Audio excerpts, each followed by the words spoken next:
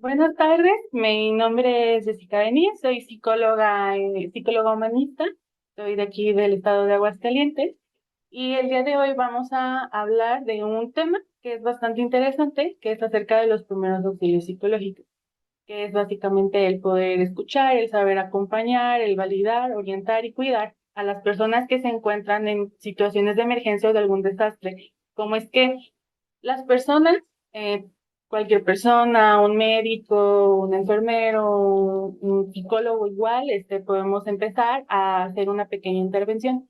Pero justo antes de todo eso, creo que es importante primero el empezar a entender o tal vez como el poder hacer la pequeña reflexión de que justo de los momentos en los que vamos a hablar ahorita es cuando todo cambia en cuestión de minutos, de segundos, que son cosas que uno realmente nunca se espera que sucedan.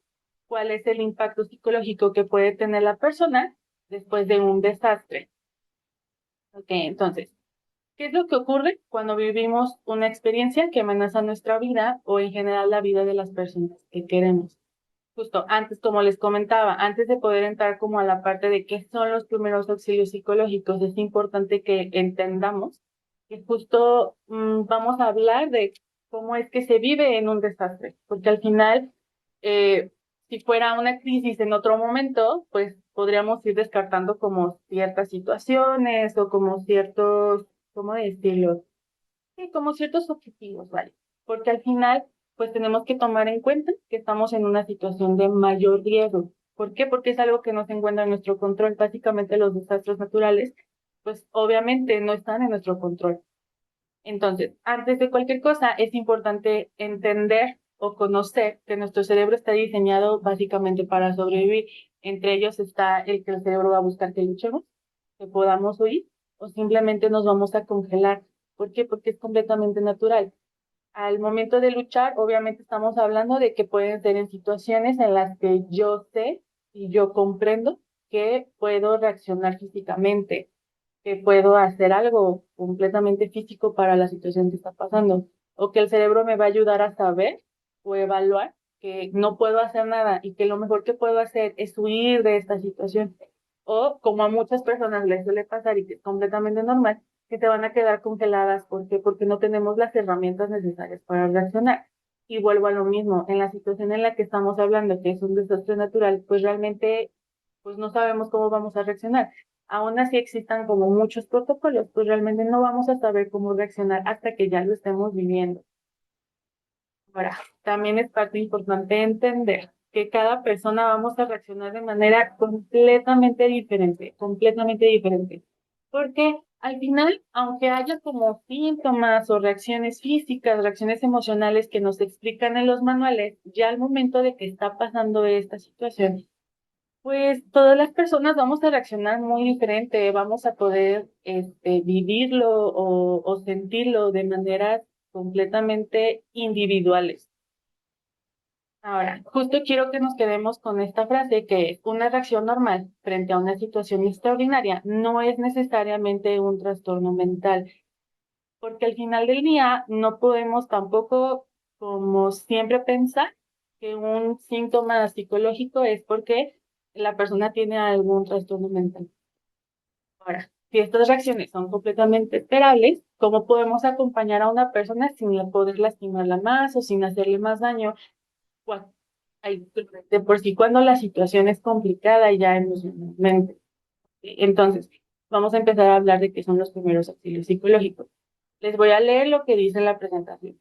Dice, los primeros auxilios psicológicos o en sus siglas PAP son una intervención inicial diseñada para reducir el sufrimiento inmediato y favorecer que la persona recupere poco a poco una sensación de seguridad y de control. Cabe resaltar que es muy importante el que sepan que los primeros auxilios psicológicos nunca van a sustituir a una terapia psicológica. Como lo dice, solo son una intervención inicial para ayudar a que una persona, ese malestar que está viviendo, lo reduzcamos lo más posible.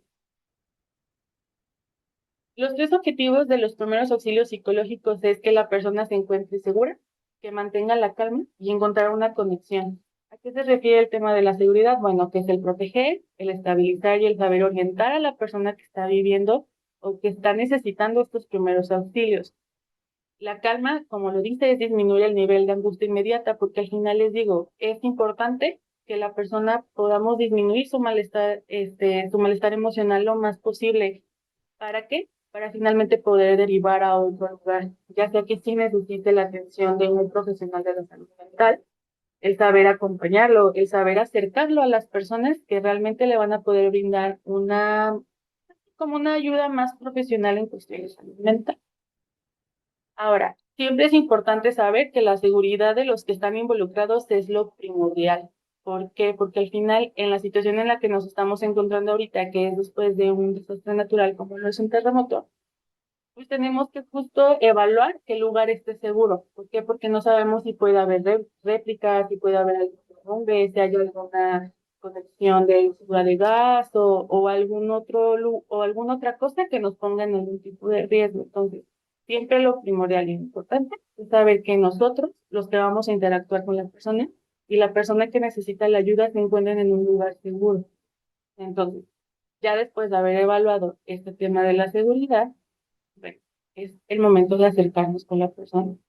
Como dice ahí, lo principal y lo importante es poder presentarnos. Siempre va a ser importante que se presenten. ¿Por qué? Porque al final, pues es parte de como darle esa confianza a la persona de por qué es que nos estamos acercando. Así como yo lo acabo de hacer un momento, dicen su nombre, pueden decir desde qué lugar vienen, si vienen de alguna institución, de alguna dependencia, de algún lugar, presentarse y preguntar si es que pueden ayudar.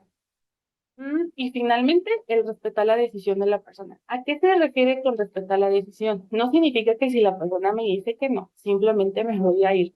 No, sino es el respetar que en ese momento no necesita la ayuda o que no necesita hablar, pero si yo ya identifiqué que la persona está en una crisis, entonces es el decir, ok, no voy a insistir, no voy a presionar, pero tampoco me voy a alejar, simplemente voy a estar cerca de la persona, no invadiendo su espacio, pero sí estando cerca por si llegara a necesitar algo.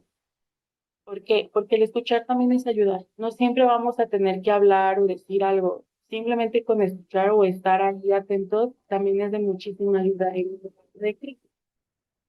Ok, entonces, validar no significa que estoy de acuerdo. ¿A qué se refiere? A que, por ejemplo, no, ¿cómo decirlo? No decir como que lo que está haciendo es correcto, porque hay mucha gente que puede reaccionar de maneras muy diferentes, pero sí es el hecho de entonces no invalidarlo, de decirlo que está mal lo que está haciendo, no llores, tienes que ser fuerte, las cosas están pasando por algo, eh, todo esto va a terminar muy pronto. O sea, es el hecho de solo validar, decir, ok, entiendo que está siendo muy difícil para ti, estoy aquí para acompañarte, lo que estás sintiendo está correcto. Entonces, al final es parte de la validación justo para que yo pueda hacer una buena intervención.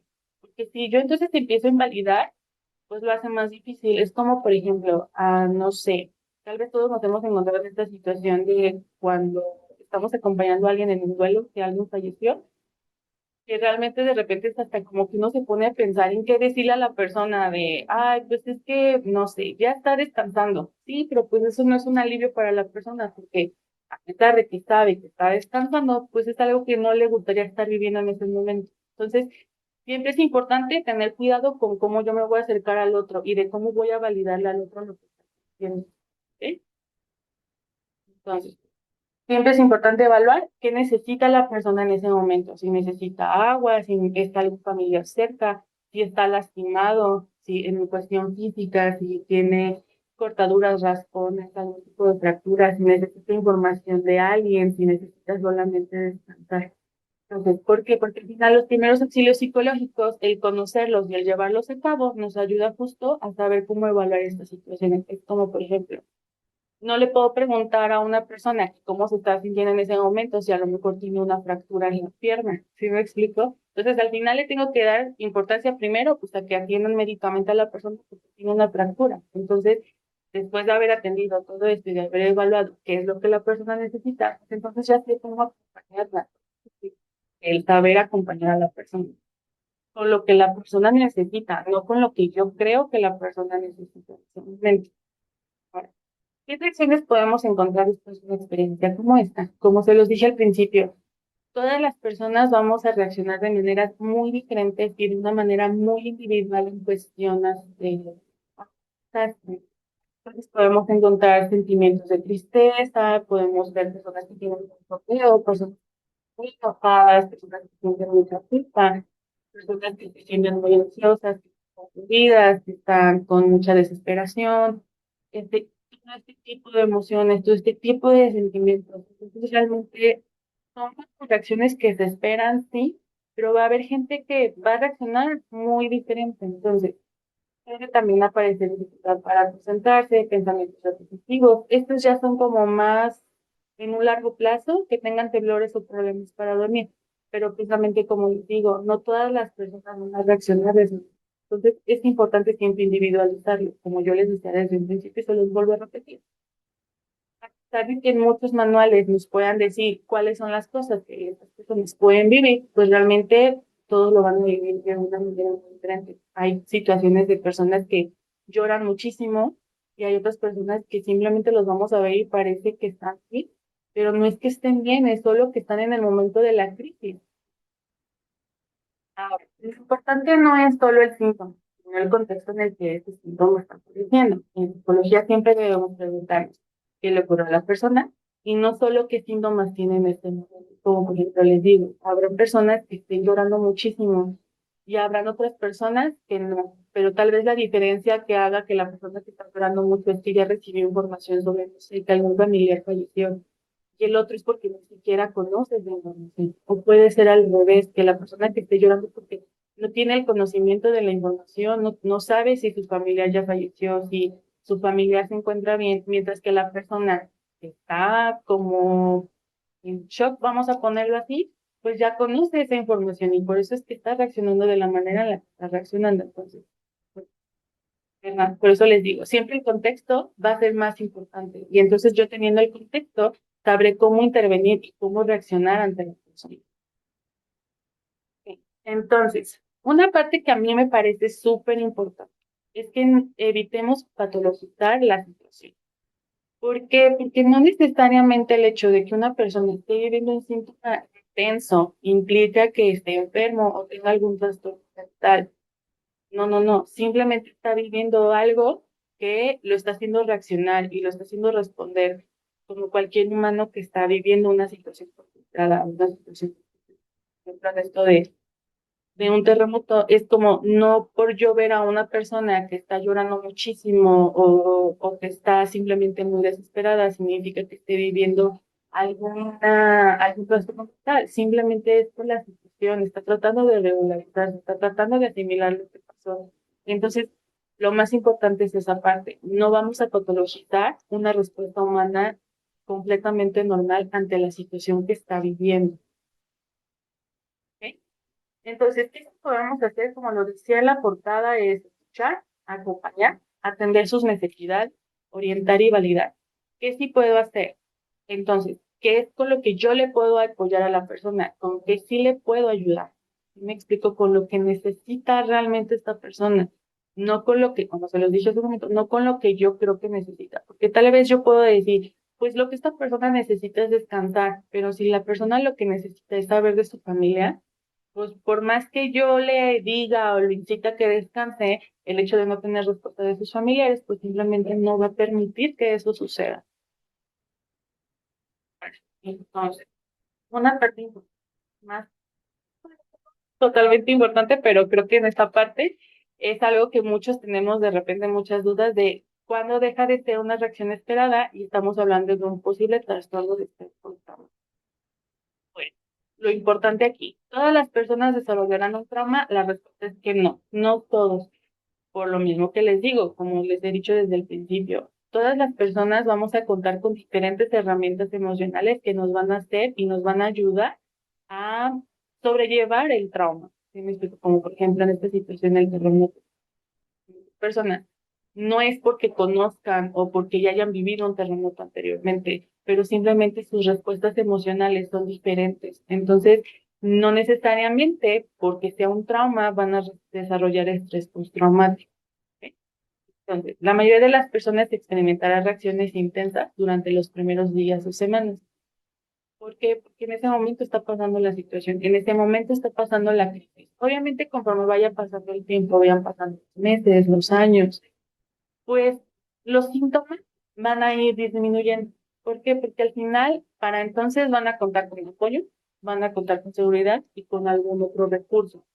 En caso de que estos síntomas persistan después de cierta cantidad de tiempo, entonces ya estaremos hablando de que justo van a necesitar la atención de algún psiquiatra o de un psicólogo. Entonces, ¿qué es el trastorno? Bueno, una condición que puede aparecer después de vivir o presenciar un evento potencialmente traumático y cuyos síntomas persisten e interfieren significativamente con la vida de una persona. ¿A qué se refiere? Bueno, que justo, no sé, si estamos hablando de que en ese momento la persona, yo estoy identificando que tiene una crisis de ansiedad, pero la tiene en ese momento y con el paso del tiempo em, simplemente deja de presentarlos, pues tal vez no esté presentando ningún trastorno de estrés postraumático, pero a diferencia de, no sé, es una persona que en ese momento vivió una crisis de ansiedad muy fuerte, pasado el tiempo, entonces empezó a tener problemas de sueño, siempre está como muy alerta. Entonces ahí ya podemos estar hablando de un posible diagnóstico de estrés postraumático. ¿Cómo podemos observarlo? Como yo les decía, recuerdos intrusivos, que son aquellos recuerdos, imágenes o pesadillas que tengan que ver con el trauma, la irritación, la hipervigilancia y los cambios importantes en el estado de ánimo. Como les digo, entonces deja de ser funcional para la persona. Ya no puede, no sé, ya no puede ir a trabajar por el miedo constante de que tal vez ocurra algo. Ya no puede ir a la escuela por lo mismo, de que siente que puede pasar algo. Entonces, mientras estos síntomas no los presente después de N cantidad de tiempo, entonces estamos hablando de que es una reacción normal de la persona, ¿ok? ¿Qué sí debemos hacer? Escuchar si desea hablar a la persona, respetar sus tiempos y validar las emociones que esté viviendo en ese momento, al igual que ofrecer información clara sobre a quienes tiene que acercarse, o sea, a especialistas de la salud mental, ya sea psicólogos o psiquiatras. Que no voy a hacer es que lo voy a obligar a contar su historia, voy a insistir en que me diga los detalles o que los recuerde si es que está evitando, o como hacer esta parte juzgona de, es que si ya pasó tanto tiempo, ¿por qué es que sigues igual? O ¿por qué si ya pasó años de esta situación es que te sigue doliendo? Bueno, pues es que al final es parte del estrés. Y finalmente presionar para que supere lo ocurrido. Aquí en esta parte también quiero ser muy clara que de repente cuando tenemos ya familiares, amigos, pacientes que presentan estrés postraumático, que están empezando a presentar, de repente como que los obligamos mucho a ir ve con el psiquiatra, ve con el psicólogo, y tienes que ir a terapia, y tienes que hacer esto, y tienes que hacer lo otro, cuando eso no les ayuda, al final genera más malestar porque entonces estamos de alguna manera diciéndole a la persona que lo que está haciendo está mal cuando justo el ofrecer información clara, es decirle el por qué yo considero que es importante y necesario que tome estas medidas, como de yo considero que necesitas ir al psicólogo, que necesitas ir a terapia psicológica, por esto y esto, pero no juzgándote, no señalándote, no diciéndote que lo que estás haciendo está mal, o que todo lo que estás haciendo está completamente mal, no, es el hecho de darle información y por qué este lo necesita. Entonces, justo si yo soy parte de un personal, no sé, un fisioterapeuta, un nutriólogo, un abogado, a cualquier otro tipo de profesión, un familiar, un amigo, empiezo a notar esto, cuando sé que es importante el empezar a derivar, bueno, cuando el malestar persiste o aumenta, cuando interfiere gravemente en su vida diaria o cuando existe riesgo para su seguridad o la de otras personas. ¿A esto con qué se refiere? Bueno, que entonces empiezan a aparecer pensamientos de ideación suicida o que ya lo esté intentando, que lo esté planeando, que lo esté ideando, o que esté pensando en lastimar a otra persona. ¿Sí me explico? Entonces, justo cuando yo empiezo a notar estas cosas es cuando ya es necesario, les digo, no intervenir desde la presión de tienes que hacerlo, sino más bien desde un yo considero que necesitas hacerlo por eso. Entonces, no todas las heridas van a ser visibles y ninguna debe recorrerse en soledad. Ofrecer un acompañamiento digno, respetuoso y atento, sabiendo que cuando sea necesario pedir ayuda especializada, también forma parte de este cuidado. Entonces, una parte que es también primordial y que yo lo quise agregar porque me parece sumamente importante el también tomarlo en cuenta es y quién cuida a quienes están ayudando. La empatía no significa cargar con el dolor. Sí, entonces, este término que se llama el trauma vicario. ¿Ok? ¿Qué es el trauma vicario? Bueno, es el impacto emocional que podemos experimentar las personas que acompañamos el sufrimiento de otras. ¿Ok? Entonces, por ejemplo, puede ser en esta situación, no sé, ejemplo, hubo un video como muy fuerte que vi cuando estaba como la parte más impactante del tema del terremoto ahorita, en donde estaban los personales de bomberos hablando del rescate justo como de un niño de unos 10 años, en donde estaba como, lo estaban entrevistando y él estaba hablando sobre lo que pasaba, o sea, sobre cuáles fueron las acciones que tuvieron que tomar para poder rescatarlo de los escombros. Y en una parte empezó a contar que quien les ayudó había sido la hermana más grande de este niño y que lamentablemente la niña falleció. Entonces, para él en ese momento se rompió a llorar, porque para él fue muy impactante el hecho de decir, es que esto fue lo que pasó. Nosotros hablábamos con esta niña y de repente cuando los encontramos, ella en ese momento fallece. Entonces, ¿qué es el trauma vicario? Justo lo que pudo haber vivido esta persona. Se me explicó, obviamente vuelvo a lo mismo, en ese momento es normal que haya empezado a llorar porque había pasado muy poquito tiempo, había sido muy reciente y claro que es impactante emocionalmente también para ellos. Pero entonces, ¿cuándo son las señales en las que debo de empezar a prestar atención de que esta situación de estar acompañando gente, de estar escuchando a las personas, de estar acompañando su dolor, comienza a ser un tema para mí, un tema en el cual tengo que empezar a hablar? Bueno, cuando entonces ya estoy muy cansada, muy cansado, tengo pensamientos repetitivos, me siento de repente hasta como culpable, me siento con mucho pues sí, con mucho enojo, me siento muy irritable o estoy muy triste, no tengo ganas de estar con nadie, simplemente de no puedo dejar de pensar en lo que pasó, ya no tengo ganas, les digo, es de repente como hasta un sentimiento de culpa que pueden llegar a sentir. ¿Por qué? Porque al final es como esta exigencia de que si yo ya sé la información y yo lo estoy viviendo en ese momento, entonces tengo que actuar cuando tengo las herramientas para hacerlo. Entonces, es importante que sepamos que el cuidarnos también es parte de la ayuda. El descansar, el alimentarnos, el hablar con nuestro equipo de trabajo, el dormir y el pausar. ¿A qué se refiere con pausar? En saber en qué momento tengo que detenerme. De decir, ¿sabes qué? Ahorita ya no puedo continuar. No, no me siento con la fuerza emocional, mental ni física de poder continuar final, también el que yo sepa pedir ayuda es parte de una responsabilidad, porque entonces si yo empiezo a pedir ayuda y yo aprendo a identificar cuando yo necesito ayuda, voy a saber cómo acercarme al otro para poder ayudar.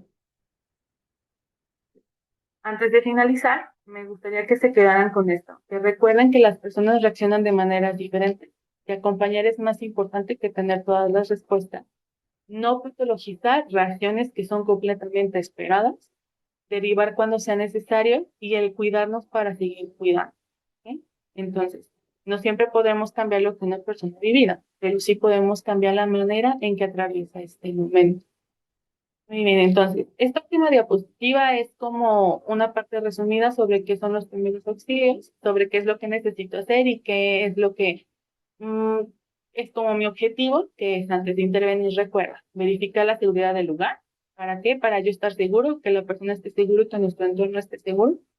Preséntate y pide el permiso para acercarte. Escucha más de lo que habla. Valida las emociones sin juzgar. Ayuda a identificar necesidades inmediatas y conecta con redes de apoyo y deriva cuando sea necesario. En una emergencia no necesitas tener todas las respuestas, necesitas ofrecer una presencia segura, respetuosa.